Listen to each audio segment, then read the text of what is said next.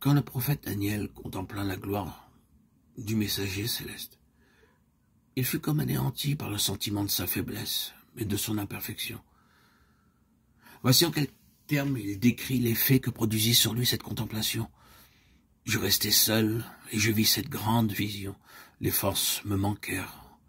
Mon visage changea de couleur et fut décomposé. Et je perdis toute vigueur. Daniel 18. L'âme ainsi touchée aura une profonde aversion de son amour du moi et recherchera par la justice du Christ une pureté de cœur conforme à la loi de Dieu et au caractère de Jésus. L'apôtre Paul, parlant de sa conduite extérieure, se disait irréprochable à l'égard de la justice de la loi, Philippiens 3,6. Mais quand il discerna la spiritualité de la loi, il se vit pécheur. À se juger par la lettre de la loi en l'appliquant seulement aux actes extérieurs, comme peuvent le faire les hommes, il se trouvait sans péché. Mais quand il plongea ses regards dans les profondeurs des saints préceptes, il se vit tel que Dieu le voyait.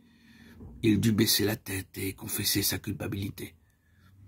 Étant autrefois sans loi, dit-il, je vivais. Mais quand le commandement vint, le péché reprit vie. Et moi, je mourus. Romains 7, 9. Le péché lui apparut alors dans toute son horreur, à la bonne opinion qu'il avait de lui-même disparu. Tous les péchés ne sont pas également odieux devant le Seigneur. Il y a pour lui, comme pour les hommes, différents degrés de culpabilité. Mais quelque insignifiant que puisse paraître tel ou tel péché à nos propres yeux, il n'est jamais petit aux yeux de Dieu.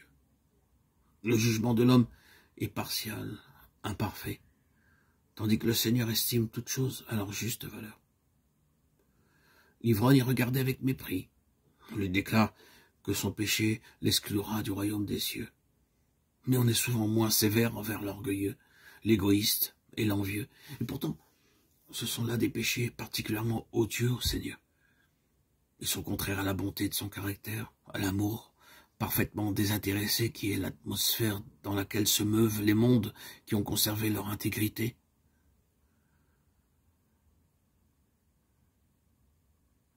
Celui qui tombe dans quelque faute grossière peut avoir le sentiment de son humiliation, de sa pauvreté et de son besoin d'un sauveur.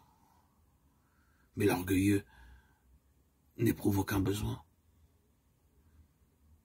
Il ferme son cœur au Christ et se prive des bienfaits infinis qu'il est venu apporter.